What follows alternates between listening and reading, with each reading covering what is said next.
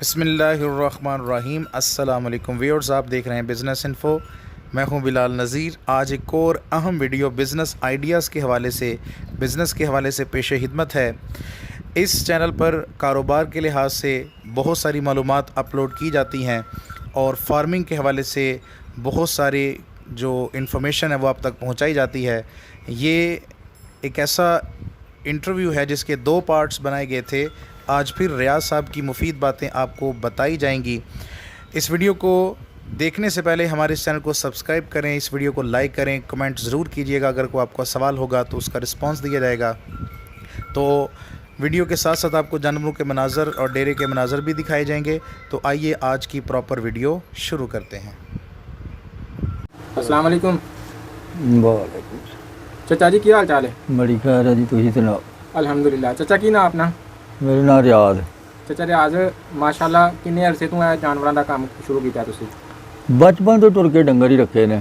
बचपन तो टुर के जी।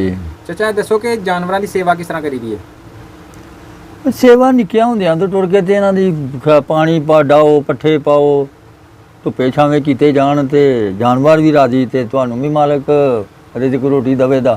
ठीक है। ते जे सांभे ना जान ते फिर तुहानूं भी घाटा ते उन्हां दा भी घाटा ही है। ठीक है। चाचा इन्हां दे पट्ठियां दे हवाले दसो कि किस तरह असीं पट्ठियां 'च बचत कर सकते हैं कि तुहाडा नुकसान ना आए और हराजात घट होण? भी सांभ संभाल के पाए जान, टाइम नाल पाए जान, सांभ संभाल के पाए जान ते बचत भी हो जाएगी ते फायदा भी होवेगा। ठीक है। जे वो संभाल के ना पाए जान ते नुकसान होवेगा। ठीक है। टाइम नाल पट्ठे पाए जान, टाइम नाल पानी डाया जाए तो वह भी राजी ते तुसी भी राजी ते वेखण वाला भी राजी। ठीक है। बई लै भी एक वाहवा सोहना है किसे संभाल के अपना कारोबार करता है जां डंगरां नूं साਂਭਦਾ है। ठीक है। ते बेगौरी नाल करोगे ते अपना भी नुकसान ते किसे भी कदों राजी होना। एक जानवर रोजाना किन्ने क पट्ठे खा जांदा? ये जिन्ने पा लईए उन्होंने उन्ने खा जाता। उंज तकरीबन मन पट्ठे जेहड़े इन्ने क जानवर जेहड़ा इन्ने दिहाड़ी च खाई जांदा। बच्चा है जां बकरी है, घोड़ी है, जिन्नी मर्जी इनू खुराक पाई जो ते उन्नी ये खाई जांदा। जदों भी उन्होंने तुसीं पुछोगे ना बच्चे नूं भी तूं रज गया तो उन्हें आखना नहीं, मैं अजे होर लै शै लवांगा। घोड़ी है 2 दिन भी फुल्ली रहेगी तो फिर भी वो पैरियां च पवेगी तो खाए पिएगी।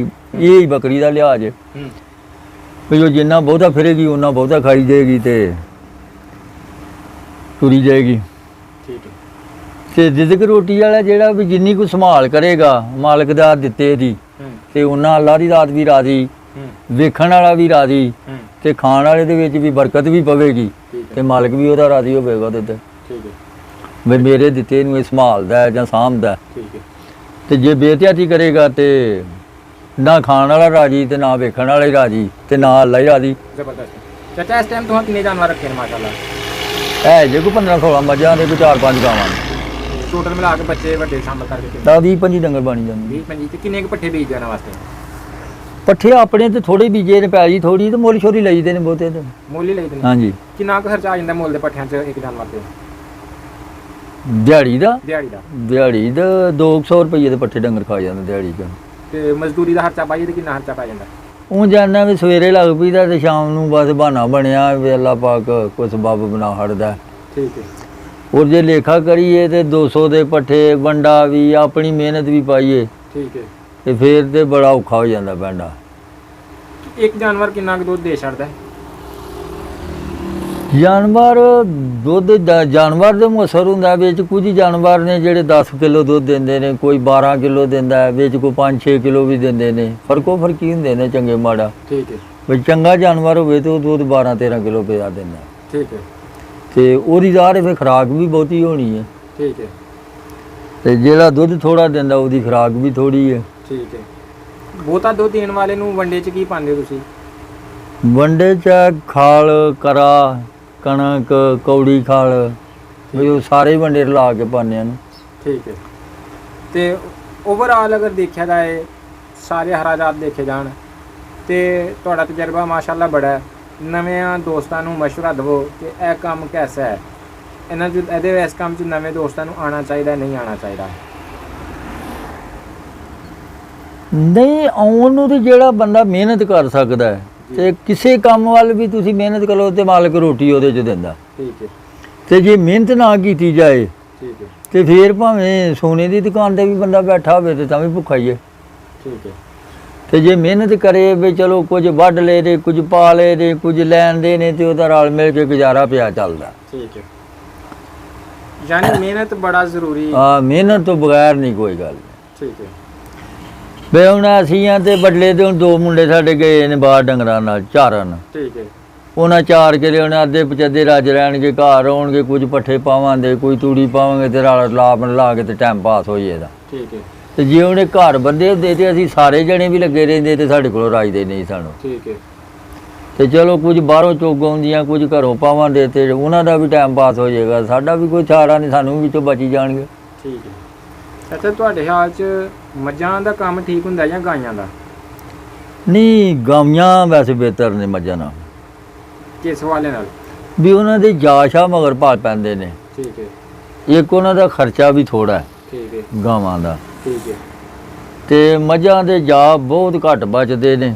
ਠੀਕ ਹੈ ਤੇ ਮੱਝਾਂ ਦਾ ਖਰਚਾ ਵੀ ਬਹੁਤਾ, ਵੀ ਇਹਨਾਂ ਨੂੰ 2-3 ਵਾਰੀ ਨਵਾਲੋ ਵੀ, ਠੀਕ ਹੈ ਧੁੱਪੇ ਛਾਵੇਂ ਵੀ ਕਰੋ, ਗਾਈਆਂ ਨੂੰ ਨਵਾਲਣਾ ਵੀ ਨਹੀਂ। ਠੀਕ ਹੈ ਤੇ ਧੁੱਪੇ ਛਾਵੇਂ ਵੀ ਇੰਨੀ ਵਾਰੀ ਉਹ ਨਹੀਂ ਕਰਨੀਆਂ ਪੈਂਦੀਆਂ। ਤੇ ਕੋਈ ਜਾਗ ਜਦੋਂ ਉਹਨੂੰ ਗਾਈਆਂ ਨੱਸਦੀਆਂ ਨਹੀਂ, ਜਿਹਨਾਂ ਨੂੰ ਗਾਂ 40-50 ਹਜ਼ਾਰ ਦਾ ਉਹਦਾ ਜਾ ਬਣ ਜਾਂਦਾ। ਠੀਕ ਹੈ ਤੇ ਮੱਝਾਂ ਦੇ ਬਹੁਤੀਆਂ ਦੇ ਤੇ ਬਚ ਜਾਂਦੇ ਨੇ, ਕਿਸੇ ਦਾ ਹੀ ਹੈ ਜੇ ਅੱਲਾ ਮਗਰ ਲਾ ਖੜੇ ਤੇ। ਠੀਕ ਹੈ ਤੇ ਉਹ ਆਪਣਾ ਦੁੱਧ ਵੀ ਤੇ ਨਹੀਂ ਵਿਕਦਾ ਗਾਈਆਂ ਦਾ?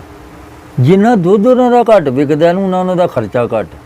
ਠੀਕ ਹੈ ਵੀ ਜਿੰਨੇ ਉਹਨਾਂ ਦੇ ਦੁੱਧ ਹੀ ਸਸਤਾ ਹੈ ਨਾ, ਉਹਨਾਂ ਦਾ ਮੱਝਾਂ ਨਾਲੋਂ ਖਰਚਾ ਵੀ ਘੱਟ ਹੈ। ਠੀਕ ਹੈ ਮੱਝਾਂ ਕਿਹੜੀ ਨਸਲ ਦੀਆਂ ਰੱਖਣੀਆਂ ਚਾਹੀਦੀਆਂ ਨੇ?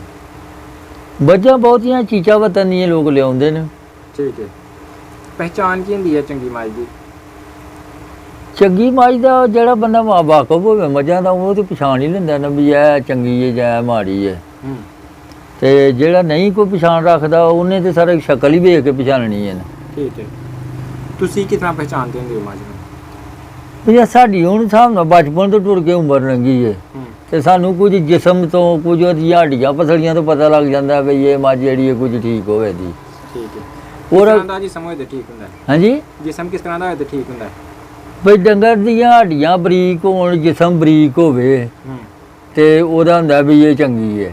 ਠੀਕ ਹੈ ਕਈਆਂ ਦੀਆਂ ਹੁੰਦੀਆਂ ਨੇ ਹੱਡੀਆਂ ਵੱਡੀਆਂ ਵੱਡੀਆਂ ਹੁੰਦੀਆਂ ਨੇ, ਜਿਸਮ ਵੀ ਮੋਟਾ ਹੁੰਦਾ ਤੇ ਉਹ ਨਹੀਂ, ਕਈ ਵਿੱਚੋਂ ਉਹ ਵੀ ਚੰਗੀਆਂ ਨਿਕਲ ਪੈਂਦੀਆਂ ਨੇ, ਇਹ ਨਹੀਂ ਕੋਈ ਸਾਰੀਆਂ ਹੀ ਮਾੜੀਆਂ ਹੀ ਹੁੰਦੀਆਂ ਨੇ। ਜੀ ਜੀ ਪਰ ਉਹ ਜੋ ਉਹਨਾਂ ਚੋਂ ਕੋਈ ਨਿਕਲਦੀ ਹੈ ਤੇ ਜਿਹੜੀਆਂ ਨਸਲੀ ਹੋਣ ਉਹ ਤਕਰੀਬਨ ਸਾਰੀਆਂ ਹੀ ਚੰਗੀਆਂ ਹੁੰਦੀਆਂ ਨੇ। ਠੀਕ ਹੈ ਅੱਛਾ ਚਾਚਾ ਜਾਨਵਰ ਨੂੰ ਅਗਰ ਫਰਜ਼ ਕਰੋ ਕੋਈ ਮਸਲਾ ਹੋਈਏ ਤੇ ਫਿਰ ਕੀ ਕਰਦੇ ਹੋ? ਫਿਰ ਇਹੋ ਕੋਈ ਟੀਕਾ ਸ਼ੀਕਾ ਲਿਆ ਕੇ ਲਾਈ ਲੂਈਦਾ ਬਈ। ਕੋਈ ਦੇਸੀ ਟੋਟਕਾ ਨਹੀਂ ਇਸਤੇਮਾਲ ਕਰਦੇ? ਦੇਸੀ ਵੀ ਕਰੀਦੇ ਨੇ, ਕੋਈ ਜਵੈਣ ਦੂਣ ਕੁਆੜ ਗੰਦਲ ਇਸ ਤਰ੍ਹਾਂ ਦਾ ਨਿਕੜ ਚੁਕੜ ਵੀ ਦਈ ਲਈਦਾ। ਕਿਹੜੇ ਮਾਮਲਾ 'ਚ ਕਿਹੜੀ ਸ਼ਾਇ ਦਿੰਦੇ ਹੋ? ਬੱਜੇ ਤੇ ਡੰਗਰ ਪੱਠੇ ਛੱਡੇ ਹੋਣ ਤੇ ਉਹਨੂੰ ਤੇ ਮਰਚਾਂ ਮੁਰਚਾਂ ਗੰਢੇ ਦਿਓ ਬਈ ਇਹਦੇ ਹਾਜ਼ਮਾ ਹੋ ਜਾਣਗੇ ਤੇ ਠੀਕ ਹੋ ਜਾਏਗਾ। ਜਿਨ੍ਹਾਂ ਨੂੰ ਬੁਖਾਰ ਬਖੂਰ ਹੋ ਜੇ ਉਹਨਾਂ ਨੂੰ ਟੀਕਾ ਲਾਉਣਾ ਪੈ ਜਾਂਦਾ। ਠੀਕ ਹੈ ਮੱਝ ਕੋਈ ਪਿੱਛਾ ਕੱਢ ਲੇ ਤਾਂ ਉਹਦਾ ਕੀ ਹੱਲ ਕਰਦੇ ਹੋ? ਜਾਂ ਪਹਿਲੋਂ ਤੇ ਸਾਡਾ ਹਰਬਾ ਵੀ ਉਹਨੂੰ ਗੁੜ ਦਿੰਦੇ ਹਾਂ ਅਸੀਂ। ਠੀਕ ਹੈ ਬਈ ਗੁੜ ਦਿਓ, ਉਹਦੀ ਕਬਜੀ ਹੈ ਜਿਹੜੀ ਉਹ ਟੁੱਟ ਜਾਏਗੀ ਤੇ ਪਿੱਛਾ ਦੇਣਾ ਛੱਡ ਜਾਏਗੀ। ਤੇ ਜੇ ਵਿਚਾਰੇ ਕਿ ਜਾਂ ਨਹੀਂ ਉਸ ਗੱਲ ਨਾਲ ਮੰਨਦੀ ਤੇ ਫਿਰ ਉਹ ਡਾਕਟਰ ਨਾਲ ਕੋਈ ਮਸ਼ਵਰਾ ਕਰਨਾ ਪੈ ਜਾਂਦਾ। ਠੀਕ ਹੋ ਗਿਆ ਫਿਰ ਉਹ ਡਾਕਟਰ ਟੀਕਾ ਲਾਏਗਾ, ਉਹ ਬਿਹਤਰ ਹੋ ਜਾਂਦਾ। ਕਿੰਨੀਆਂ ਮੱਝਾਂ 'ਚ ਕਿੰਨੇ ਝੋਟੇ ਕਾਫੀ ਹੁੰਦੇ ਨੇ? ਮੱਝਾਂ 40-50 ਮੱਝਾਂ ਹੁਣ ਤੇ ਇੱਕ ਝੋਟਾ ਹੋਵੇ ਤੇ ਕਾਫੀ ਹੁੰਦਾ। ਝੋਟਾ ਰੱਖਣਾ ਠੀਕ ਰਹਿੰਦਾ ਜਾਂ ਡਾਕਟਰ ਕੋਲ ਟੀਕਾ ਲਵਾਉਣਾ? ਨਹੀਂ, ਝੋਟਾ ਰੱਖਣਾ ਠੀਕ ਰਹਿੰਦਾ। ਉਹਦੀ ਕੀ ਵਜ੍ਹਾ? ਵੀ ਉਹ 24 ਘੰਟੇ ਵਿੱਚ ਰਹਿੰਦਾ ਨਾ, ਉਹ ਛੇੜਦਾ ਛੂੜਦਾ ਰਹਿੰਦਾ ਤੇ ਮੱਝ ਛੇਤੀ ਗਰਮ ਹੋ ਜਾਂਦੀ ਹੈ। ਠੀਕ ਹੈ ਤੇ ਜੇ ਹੁਣ ਟੀਕਾ ਲਵਾਈਏ ਤੇ ਫਿਰ ਤੇ ਉਹ ਜਦੋਂ ਕਦੇ ਗਰਮ ਹੋਵੇਗੀ ਉਦੋਂ ਹੀ ਲਵਾਉਣਾ ਪੈਣਾ ਨਾ। ਠੀਕ ਹੈ ਤੇ ਝੋਟਾ ਵਿੱਚ ਹੋਵੇ ਤਾਂ ਸ਼ਰਾਰਤਾਂ ਕਰਦਾ ਕੁਰਦਾ ਰਹਿੰਦਾ ਤੇ ਉਹ ਦੂੰ ਚੌਂ ਡੰਗਾਂ 'ਚ ਮੌਸਮ ਹੋਵੇ ਤੇ ਫਿਰ ਉਹ ਤਕਰੀਬਨ ਇਕੱਠੀਆਂ ਬਣ ਜਾਂਦੀਆਂ ਨੇ ਸਾਰੀਆਂ। ਸਹੀ ਹੈ ਬਈ ਹੁਣ ਅੱਗੋਂ ਮੌਸਮ ਹੈ ਨਾ ਹੁਣ ਮਈਆਂ ਬਣਨ ਦਾ, ਤੇ ਖੁੱਚੇ 1 ਮਹੀਨੇ ਦੇ ਵਿੱਚ ਸਾਰੀਆਂ ਮੱਝਾਂ ਬਣ ਜਾਣ। ਮਈਆਂ ਬਣਨ ਦਾ ਮੌਸਮ ਕਿਹੜਾ ਹੁੰਦਾ? ਮੱਝਾਂ ਅਗਲੇ ਮਹੀਨੇ 'ਚ ਬਣਨਗੀਆਂ 10ਵੇਂ 'ਚ। ਅਕਤੂਬਰ 'ਚ? ਹਾਂ 10ਵੇਂ ਮਹੀਨੇ 'ਚ ਜਦੋਂ ਤਰੇਲ ਪੈਣੀ ਸ਼ੁਰੂ ਹੋ ਜਾਂਦੀ ਹੈ ਨਾ ਫਿਰ ਬਣਨੀ ਸ਼ੁਰੂ ਹੋ ਜਾਂਦੀ। ਠੀਕ ਹੈ ਮੱਝਾਂ ਦਾ ਢਾਰਾ ਕਿਸ ਤਰ੍ਹਾਂ ਦਾ ਹੋਣਾ ਚਾਹੀਦਾ, ਕੱਚਾ ਜਾਂ ਪੱਕਾ? ਉਹਨਾਂ ਦੀ ਸਹੂਲਤ ਵਾਸਤੇ ਤੇ ਕੱਚਾ ਚੰਗਾ ਤੇ ਆਪਣੀ ਸਹੂਲਤ ਵਾਸਤੇ ਪੱਕਾ ਕਰਨਾ ਪੈਂਦਾ ਵੀ ਕੱਚੇ 'ਚ ਚਿੱਕੜ ਹੋ ਜਾਂਦਾ। ਪੱਕਾ ਹੋਵੇ ਚਿੱਕੜ ਨਹੀਂ ਹੁੰਦਾ ਠੀਕ ਹੈ ਔਰ ਮੱਝਾਂ ਕੱਚੇ ਥਾਂ ਤੇ ਖੁਸ਼ ਰਹਿੰਦੀਆਂ ਨੇ ਠੀਕ ਹੈ ਤੇ ਬੰਦਿਆਂ ਵਾਸਤੇ ਔਖਾ ਹੋ ਜਾਂਦਾ ਨਾ ਪੈਂਦਾ ਠੀਕ ਹੈ ਤੇ ਉਹ ਫਿਰ ਆਪਣੀ ਸਹੂਲਤ ਵਾਸਤੇ ਇੱਟਾਂ ਲਾ ਲਈਆਂ ਵੀ ਚਿੱਕੜ ਨਾ ਹੋਵੇ ਗੋਹਾ ਛੇਤੀ ਸਾਲ ਕਰਦਾ। ਠੀਕ ਹੈ ਤੇ ਜੇ 20-25 ਡੰਗਰ ਹੋਣ ਤੇ ਕਿੰਨੀ ਕੁ ਤੂੜੀ ਸਟੋਰ ਕਰਨੀ ਚਾਹੀਦੀ ਹੈ? ਇਹ ਸਾਲ ਦੀ ਤੇ ਬੜੀ ਕਰਨੀ ਪੈ ਜਾਂਦੀ ਹੈ ਹੂੰ ਵੀ 4 ਮੱਝਾਂ ਦੀ ਮਣ ਤੂੜੀ ਖਾ ਹੜਦੀਆਂ ਨੇ ਠੀਕ ਹੈ ਦਿਹਾੜੀ 'ਚ ਠੀਕ ਹੈ ਤੇ ਹੁਣ 20-25 ਮੱਝਾਂ ਹੋਣ 25 ਹੋਣ ਤੇ 5 ਮਣ ਹੋਈ ਨਾ ਠੀਕ ਹੈ ਦਿਹਾੜੀ ਦੀ ਹਾਂਜੀ ਤੇ 5 ਮਣ ਹੋਵੇ ਤੇ 150 ਮਣ ਬਣਦੀ ਹੈ ਮਹੀਨੇ ਦੀ ਠੀਕ ਹੈ ਉਹ ਤੇ ਬੜਾ ਲੰਮਾ ਸੌਦਾ ਬਣ ਜਾਂਦਾ। ਜ਼ਬਰਦਸਤ ਹਾਂ ਤੁਹਾਂ ਬੜਾ ਸਹੀ ਹਿਸਾਬ ਦੱਸ ਛੜਿਆ ਉਹ ਅੱਗੋਂ ਕੋਈ ਵੇਖ ਲਿਆ ਵੀ ਕਿਸ ਤਰ੍ਹਾਂ ਉਹਨੂੰ ਸੂਟ ਕਰਦਾ ਹੈ। ਹਾਂ ਅੱਛਾ ਇਹ ਦੱਸੋ ਕਿ ਜਿਹੜਾ ਸ਼ੈੱਡ ਹੈ 20 ਜਾਨਵਰਾਂ ਦਾ ਕਿੰਨੀ ਜਗ੍ਹਾ 'ਚ ਹੋਣਾ ਚਾਹੀਦਾ ਹੈ? ਇਹ ਸਾਰਾ ਵੇਲੀ ਯਾਨੀ ਕਿ ਕਿੰਨੀ ਫਾਰਮ ਕਿੰਨੀ ਜਗ੍ਹਾ 'ਚ ਹੋਣਾ ਚਾਹੀਦਾ ਹੈ? 20 ਮੱਝਾਂ ਦਾ ਹਾਂਜੀ 20 ਮੱਝਾਂ 10 ਮਰਲੇ ਜਗ੍ਹਾ ਹੋਵੇ ਤੇ 20 ਮੱਝਾਂ ਬਚ ਜਾਣੀ ਉਹ 'ਚ ਉਹਦੀ ਢਾਰਾ ਵੀ ਭੋ ਵਾਲੀ ਜਗ੍ਹਾ ਵੀ ਔਰ ਖੁੱਲੀ ਜਗ੍ਹਾ ਸਾਰੀ ਸ਼ਾਮਲ ਕਰਕੇ ਨਾ ਮੁਕੰਮਲ ਹੋ ਜਾਂਦੀ ਯਾਨੀ ਅੱਧੇ ਮਰਲੇ 'ਚ ਇੱਕ ਮੱਝ। ਹਾਂ ਜ਼ਬਰਦਸਤ ਚਾਚਾ ਮੈਂ ਤੁਹਾਡੇ ਕੋਲ ਕਾਫੀ ਗੱਲਾਂ ਪੁੱਛੀਆਂ ਨੇ ਕੋਈ ਐਸੀ ਗੱਲ ਜਿਹੜੀ ਮੈਂ ਨਹੀਂ ਪੁੱਛੀ ਲੇਕਿਨ ਬੜੀ ਖਾਸ ਹੈ ਡੰਗਰ ਰੱਖਣ ਵਾਲਿਆਂ ਵਾਸਤੇ ਆਪਣੀ ਤਰਫੋਂ ਦੱਸ ਦਿਓ ਤੋਹਫਾ ਤੁਹਾਨੂੰ ਤਾਂ ਕਿ ਕਿਸੇ ਦੇ ਕੰਮ ਆਈਏ ਆਖਰੀ ਗੱਲ ਦੇ ਤੌਰ ਤੇ। ਬਈ ਉਂਝ ਤੇ ਜਗ੍ਹਾ ਜਿੰਨੀ ਵੀ ਹੋਵੇ ਖੁੱਲੀ ਉਨੀ ਚੰਗੀ ਹੁੰਦੀ ਹੈ ਹੂੰ ਕਿਉਂਕਿ ਤਕਰੀਬਨ ਅੱਧਾ ਮਰਲਾ ਜਗ੍ਹਾ ਮੈਂ ਦੇ ਸਿਆ ਜੇ ਤੇ ਬੇਭਾ ਹੁੰਦੀ ਹੈ ਵੀ ਉਹ ਬਾਹਰ ਵੀ ਬਚ ਸਕਦੀ ਹੈ ਤੇ ਅੰਦਰ ਵੀ ਬਚ ਸਕਦੀ ਹੈ।